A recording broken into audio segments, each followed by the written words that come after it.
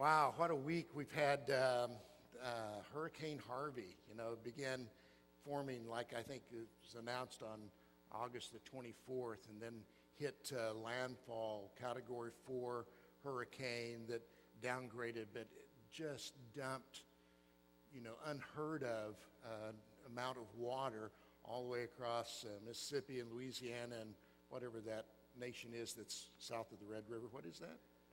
Texas, that's right. I keep forgetting who they are. And lots of water there and just devastation. And what is interesting is how our country responds to those sorts of things. I mean, it's just amazing to me. We have been just fractured, here in the United States over the last several months, year maybe. And it's just been amazing to me that when something like this happens, how our nation has responded. I mean, it's like the Avengers, getting on ready to go out and save the world, or at least attack it anyway. And that's good to see. I mean, it's good to see on a federal level, It seemed like they were prepared a little bit more for some of the things that came out. And then with all the rain and flooding, it's just been wild to see, like, people, fishing clubs have gotten together, driven down to the Houston area, and going around and rescuing people out of cars and houses and off of bridges and fighting alligators and everything else.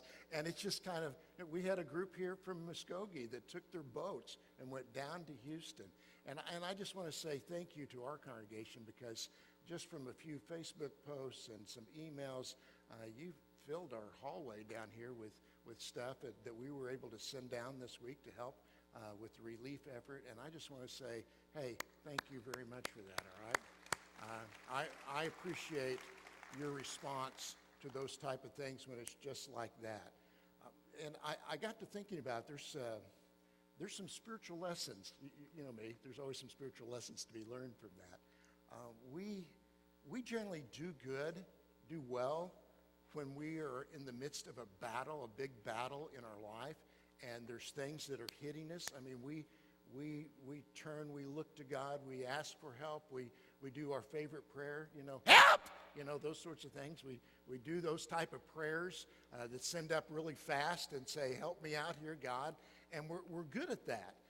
The problem, just like sometimes on the national level in disasters and chaos, is whenever it's just an ordinary, every day, and in the midst of that ordinary, every sunshiny, nice day, something happens within our home, a temptation hits our family, there's a tension that builds within a family situation, and things can go south pretty fast because we don't always call upon or use the tools, spiritual tools that we have to be able to fight those issues within our life. And the result is in the midst of those, things can get very messy. I know we've been talking about messy followers lately, but things can get very, very, very messy within our family situations. And so this morning, what we're going to do this morning is talk about those everyday, ordinary days.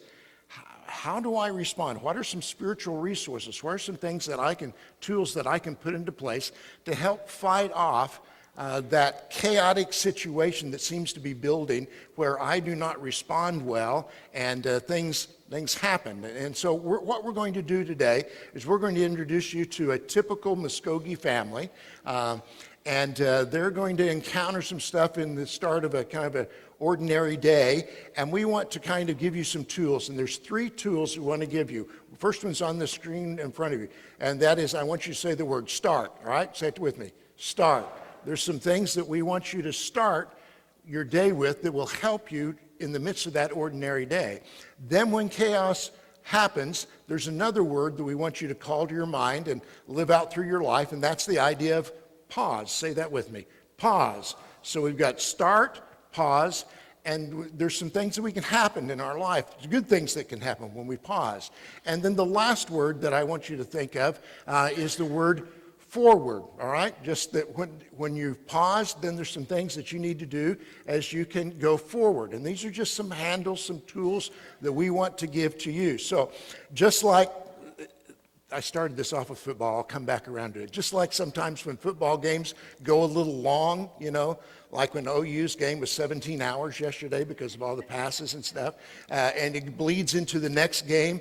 Oftentimes they say, in the midst of that, now we join our next game, Alabama versus Snafu State University, we join them while the game is in progress. All right, so we're going to join this typical Muskogee family in the progress of an everyday, ordinary day before something happens.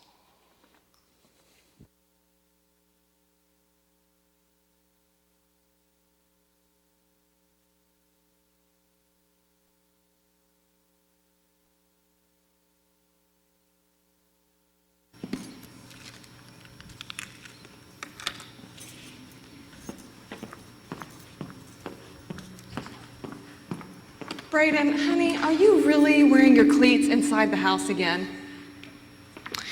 Yeah, I'm just getting ready for the game. Do you not see how filthy they are? And you're getting cleat marks all on the carpet. They're not really that bad. Yeah, it is that bad. So take them off and don't put them on until you get to the field. Hey, Mom, is it cool if I take the car and go see a movie with Courtney? Tonight? Yeah. No. You got to take your brother to Are soccer you practice. kidding? I'm not kidding. You have to take your brother to soccer. I've got to work. I never get to do anything I want to do. Can't he get a ride from someone else? You always ruin my plans. Well, you're not my first choice of drivers.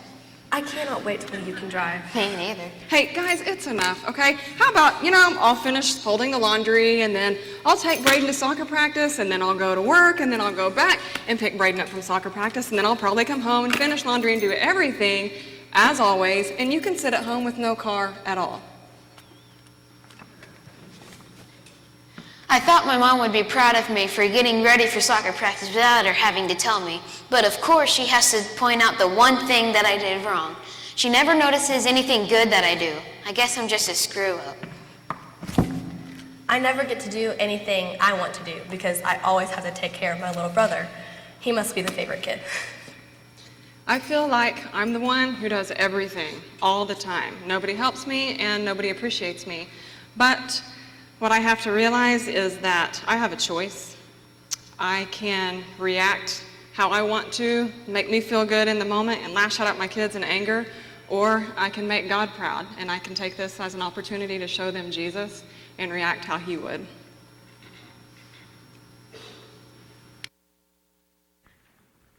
So have you ever experienced situations like this? Just ordinary, everyday situations that sneak up on you and take you by surprise, and when you look back at them later, you wish that you'd handled them maybe just a little bit differently.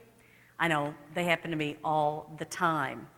So I'm going to give you an idea of maybe something we can do to change that, so maybe they don't sneak up on us quite so much. So when you wake up and begin a new day, where do your thoughts take you? Are they negative, like most people's, or are they positive? If they're negative, let me tell you something here. Our lives move in the direction of our strongest thoughts, okay? Our thoughts determine the direction that we take, what we think about ourselves, who we think other people think we're like. That all determines what we do, what we say, how we say it. The book of Romans says that we don't want to be conformed to this world, we want to be transformed by the renewing of our minds. Now, the world tells us we're no good, right? It's always bombarding us with negative things. But the Bible tells us that we are a child of God, that we are made in his image, we are loved by him, we are valued by him. So when we want to renew our minds, then we need to put some Bible information in our hearts and in our minds so we can be thinking on those things, think maybe a little clearer of who we are. So I want to ask you two questions, and I want you to be pondering them this week. The first question is, what negative thoughts are hindering your life? What negative thoughts are controlling your mind? And the second question is, what spiritual truths can set you free from all of that, okay? What spiritual truths, what biblical truths can set you free from those negative thoughts that keep coming at you? Now, the challenge here is for you to go home and think about some of this, all right? It's going to be a process. It's not going to happen in 5 minutes right before the football game this afternoon, okay? You're going to have to think about it, and I want you to think about what negative thoughts keep creeping in and what positive things can you be saying to yourself to get rid of those negative thoughts. I want you to craft some statements that God can use to renew your minds, okay? And then I want you to say them out loud to yourself every morning. I've been doing this for about a week now, and it's going to be a process. It's not something that I'm going to be able to figure out in a week, probably, okay? Going to be over time, thinking what those statements are going to be. So let me give you some suggestions. I sold some of these from Craig Groeschel, who is the pastor at Life Church. There is a link there that you can look it up if you want to, because I'm not going to give you time to write these down, all right? But I'm going to give you several ideas of some positive statements that you can start your day with. Jesus is first in my life. I exist to serve and glorify Him. I love people and believe the best about others. I am disciplined. Christ in me is stronger than the wrong desires in me. I'm growing closer to Jesus every day. Because of Christ, my family is closer, my body is stronger, and my faith is deeper. I am empowered, equipped, and called to reach people far from God. I wake up with purpose, direction, and meaning every day of my life. The world will be different and better because I serve Jesus today. I am a child of God. I am chosen. I am a faith-filled, life-speaking, fully devoted follower of Christ. I am a masterpiece. I am content in Christ alone. I am determined to love God and people with everything I have. I am joyful. The joy of the Lord is my strength. I am not easily offended and will not hold on to bitterness. I am patient. I am thankful. I am faithful and kind. I am self-controlled and steady. I am known even before I was born. I am not alone. God is with me. I am loved. I am free. I am healed. I am unashamed. I'm a new creation because I am born again. I'm not stuck in worry because Jesus offers a peace this world cannot give. I am more than a conqueror. I am named by God, not labeled by man. I am mighty in His power. I am a son or a daughter of the King of all kings. God has given me everything I need to do what He's called me to do. I speak encouraging, life-giving words and build others up. I will not compare myself to others. God made us all wonderfully unique. I will love and laugh rather than fight and complain. I lay down my pride and selfishness, giving all glory to the one true God. I fight for purity, guarding my eyes and heart from tempting situations.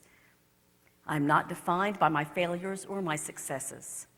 I finish what I start. I never give up. So if any of these meant something to you, resonated in you, then take them and write them down or come up with your own. Get in the Word and find some statements that really speak to you and use them to start your day. Think what a difference it might make in your life. Give you an illustration. Last Friday I came into the auditorium to make sure everything was set up for this morning, and we were having technical difficulties.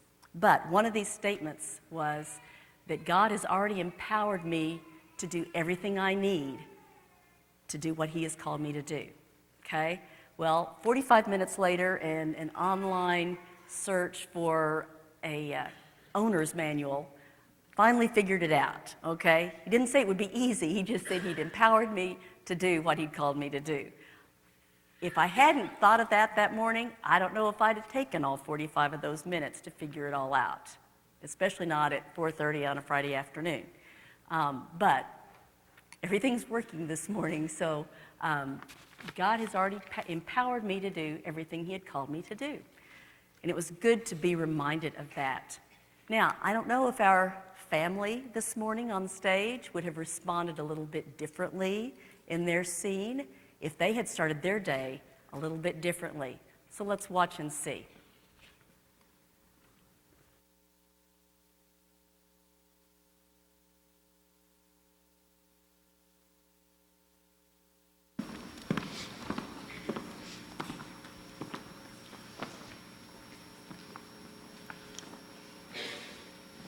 I know I'm an imperfect person, but Jesus loves me the way that I am, and he shows me grace every day.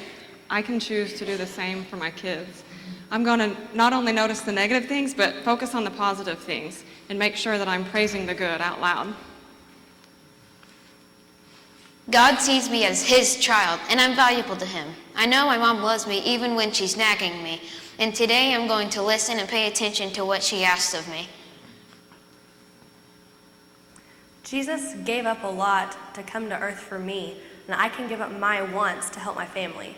Mom does do a lot, and I need to be available and willing to help without complaining.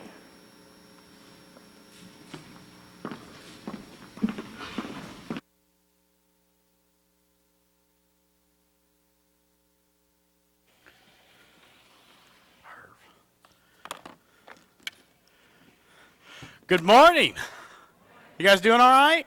Man, beautiful day. It's hard to believe it's already September. It's already Labor Day.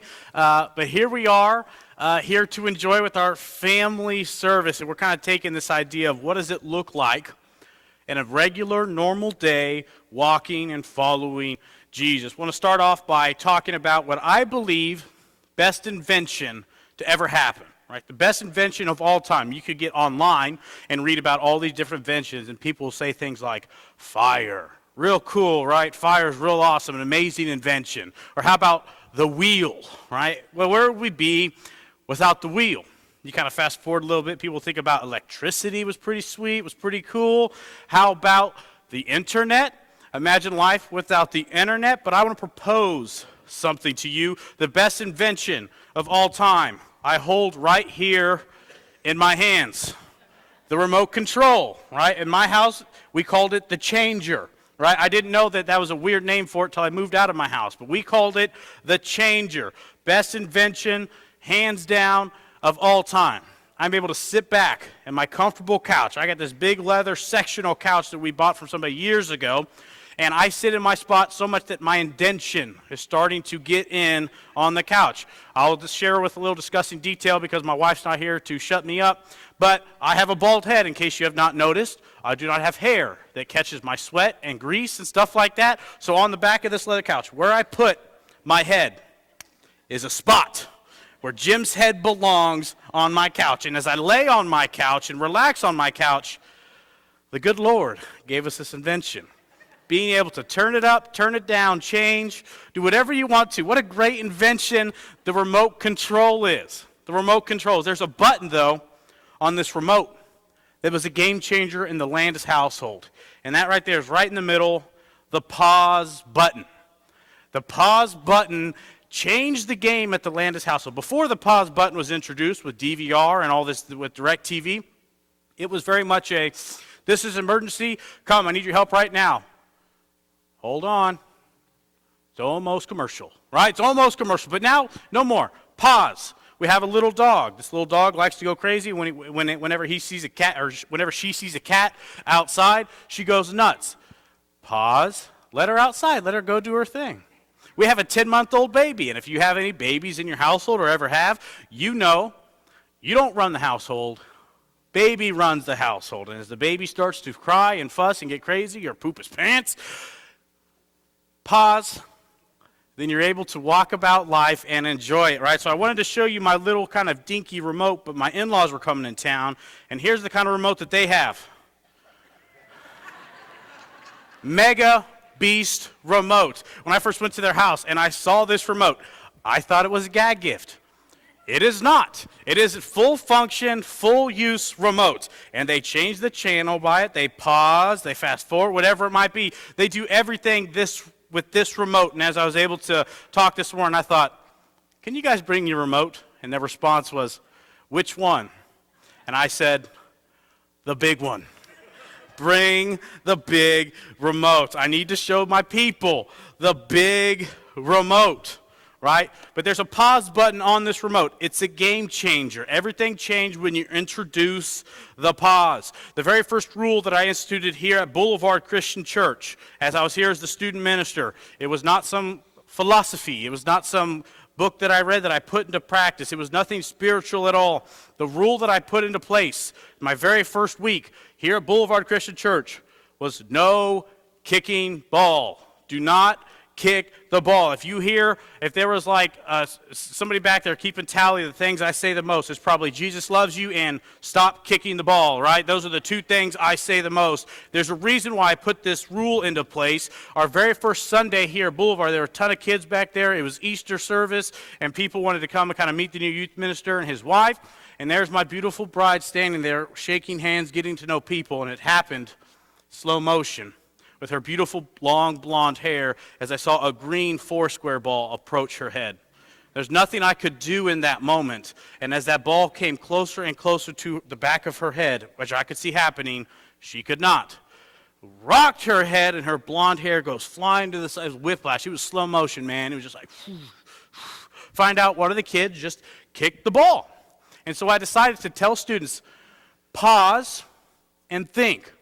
Is it worth to kick this ball? There's something juicy about this ball that I want to kick it. It doesn't matter how many people in this room, how big the room is, I'm going to kick this ball. Where it goes, I don't know. We're going to see what happens. No kicking in the youth ministry. We decided we're going to have this rule to put a pause and ask this question, is it worth it? Is it worth it? Now, unfortunately for this poor student who kicked my wife in the head the very first Sunday that we were here, there is no such thing as a rewind button in real life. As I look at this remote, let me get the Beast remote out. As I get the Beast remote out, there's a rewind button on here. But if you were to apply this to your life, there's no such thing as a rewind button. But there is a pause. You have the opportunity in life to hit the pause button. When you look back at your sin, look back at your failure, look back at the times that you just wish, man, I could really go back. I wish I could change that. I wish I could go back 15 seconds and not let those words slip out of my mouth. Wish I could go back a couple years and really heal this relationship that I really kind of tore up. Or I wish I could go back and say or do something different. I'm sorry. You can't go back. There's no such thing as a rewind button in your life, but there is a pause. You can't change what you've done. You can't change what happened. You can't change actually what's even happened to you. You can't change the mess. You can't try and gain more control by rewinding your life and trying over again. But again, there is a pause. You do have a pause. And here's the question I want to ask you this morning. How would your life be different? What would your life look like if you had the ability to hit the pause button? Whether it's to think about your options, whether it's not to react in your immediate reaction. I don't know about you, but my first reaction, terrible. 90% of the time, my very first thought, my very first reaction is a negative one that isn't going to help me out. It's not going to help anybody else out. It's not going to help the situation. But if I only institute this idea of a pause and wait, and sometimes the pause is uncomfortable. It's awkward. And you think, what am I supposed to do? I just want to react. I just want to do whatever feels right. But as you walk through life with Jesus, you have to have a pause. You have to be able to take some time to wait, to think, to react the appropriate way. I read this book in college, and it was called Too Busy Not to Pray. And this whole premise of this book is there's too much going on in your life not to pray, not to look to God on high, to ask for wisdom, to present your request to Him. And I want to change it a little bit. You're too busy not to pause. Your life is too busy not to pause. Your life is too complicated not to pause. Your life probably is too messy not to pause. How would your life look different if you institute this pause in your life? And before I kind of end here, I want to talk about two different ways that you can institute a pause in your life. And the first one is interaction with other people. I've been there. I'm sure you've been there. Man, if I could just hit a rewind and be able to interact with this person differently, things would go a lot better. But you don't have a rewind, but you have a pause. Pause during conflict. Pause during times of trials. Pause and just wait. As you rub shoulders with people every day, believe it or not, people do not get up out of their beds every day and think, how am I going to ruin somebody's day today? How am I going to interact with someone that's going to completely crush their morale? I have no idea what this person's going through, what their family life is like, what their perspective is, but I'm going to get up and I'm going to ruin somebody. People, honestly, I don't believe, wake up thinking that thing. And as you rub shoulders with people that you think wake up this way, pause and wait. Not out of anger, not out of fear, not out of your insecurities.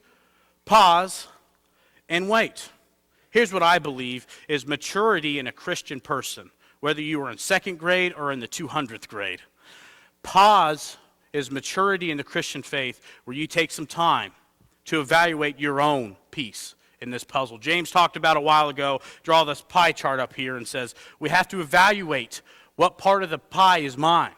It's so easy to be like, I'll take this 0.5%. That's my percent. When in reality, if we're mature Christians, if we're followers of Jesus, as we walk with Christ through everyday life, pause and think, what is my part? What is the piece of this pie for me?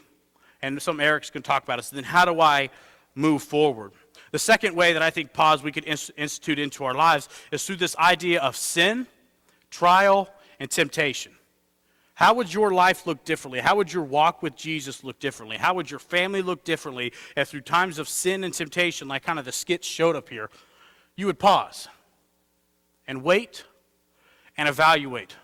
Some of the two times that I believe Jesus was shown to be most human, of course, he was all God, all human, but the two times where I felt like he was the most human was the moment before he was tempted by Satan in the desert and the Garden of Gethsemane. And both of those times that he displayed that he was a very human person that had temptations, that had thoughts, that had things. How does he react in these moments? And if you read the Gospels, you see this, that before Jesus went out to be tempted by Satan in the desert, he fasted for 40 days. It's hard for me to pause for 5 seconds, let alone 40 days. But fasting was this discipline of not eating, and instead replacing that time with prayer and study, that time to just put a pause on everything. Because he knew what was going to come.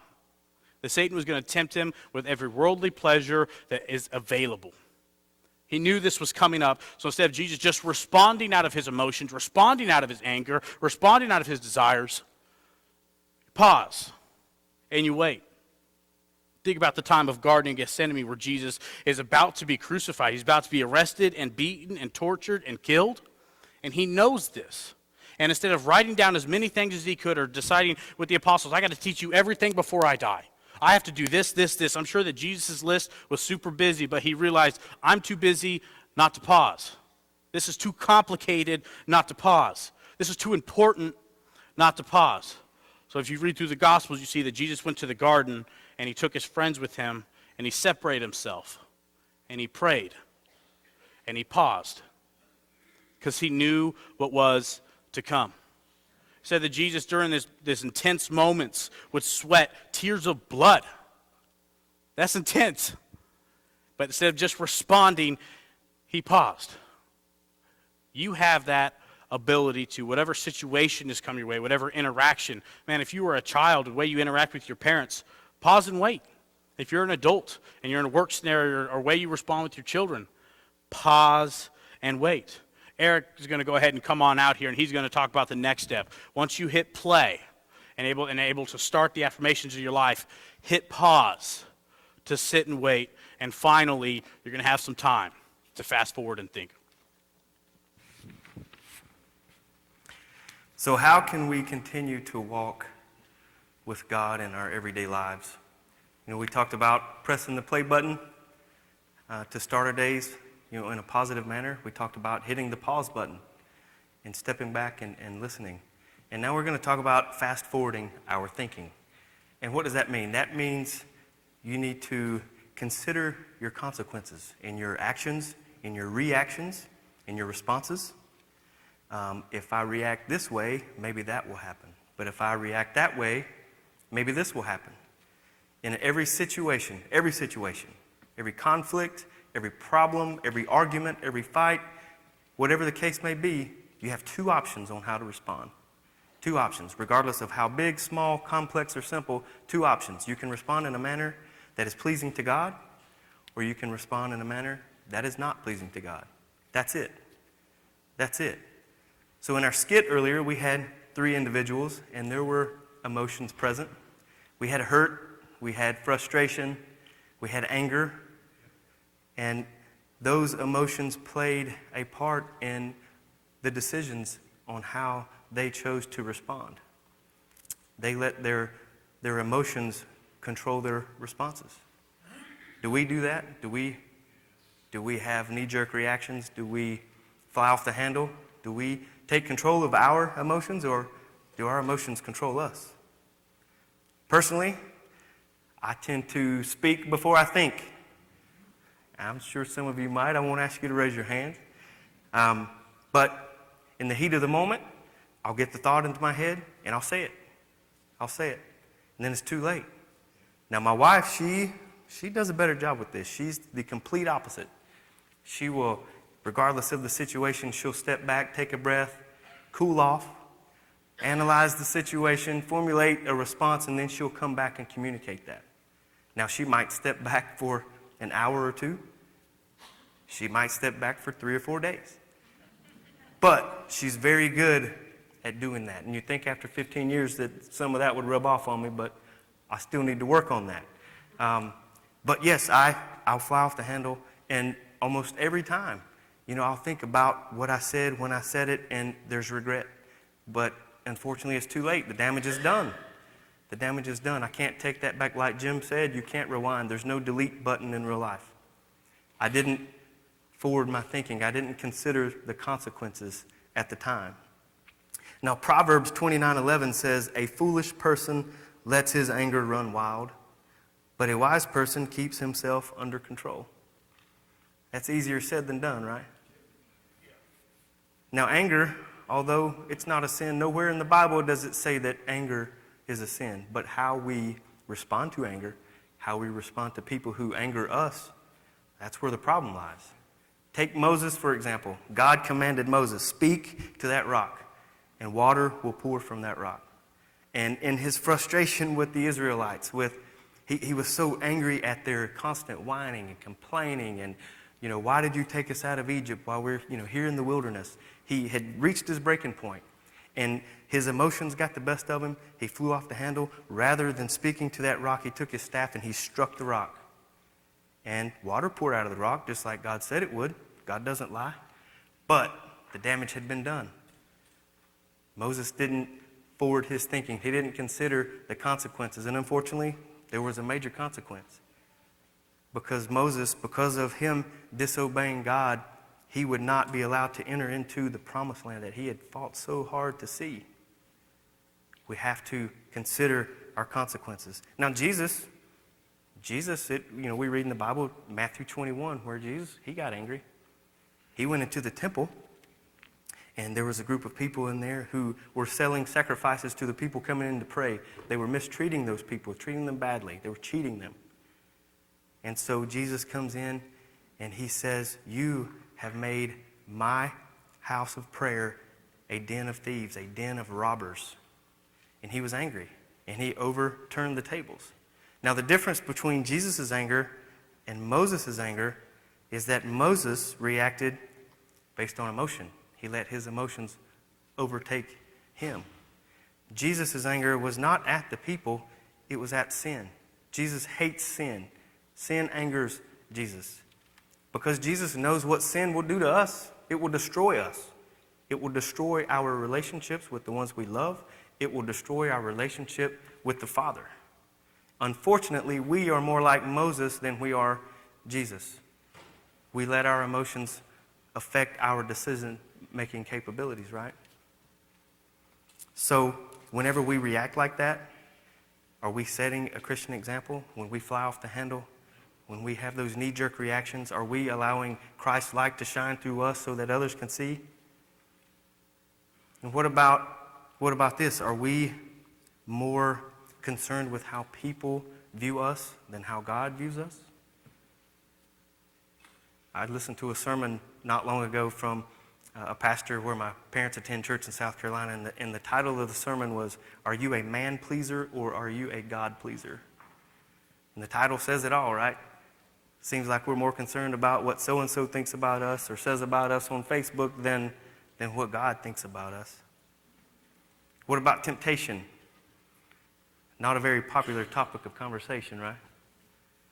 But we're all tempted. We're all tempted. We're all tempted by different things. We're all tempted every day. But temptation isn't wrong. Giving into that temptation, giving into the flesh, again, that's where the problem lies. So, kids, when you're in school and you have that test that you forgot to study for, that you need a really good grade on, and you're tempted to look over on your neighbor's paper, what decision do you make? When your friends are making fun of someone at school and treating them badly, do you join in on that, or do you walk away? Do you tell them, hey, this isn't right. This is wrong. And that didn't just go for kids, that goes for all of us. We've been in that situation. When you're at home alone and you're tempted to click on that website or watch that program that you shouldn't, nobody's going to know, right? What decision do you make? I could give example after example after example, but we won't do that. We're all tempted. We're all human. But if we want to continue our walk with God in everyday life, we have to start the day positive. We have to pause and listen. We have to fast forward our thinking. We have to consider the consequences. Because again, if we don't do that, it will hinder our walk with God.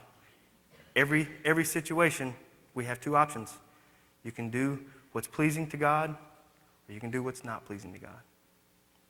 Braden, I appreciate you getting yourself ready for soccer by yourself without asking me having to ask you, but next time, can we make sure to put the cleats on once we get outside? Sorry, I guess I just got too excited. I'll take him to practice today, but can Courtney and I go see a movie tomorrow? I think we can probably work that out. Thank you guys very much. Yes, let's go. Oh, wait, Tess, honey, what movie are you talking about? Couple things to remember as you go out this week. First off, if you got a bulletin on the way in or the impact, read it. Take it home. We want you to be involved, okay, whether it's an adult Bible group or some stuff that our students are doing, our children.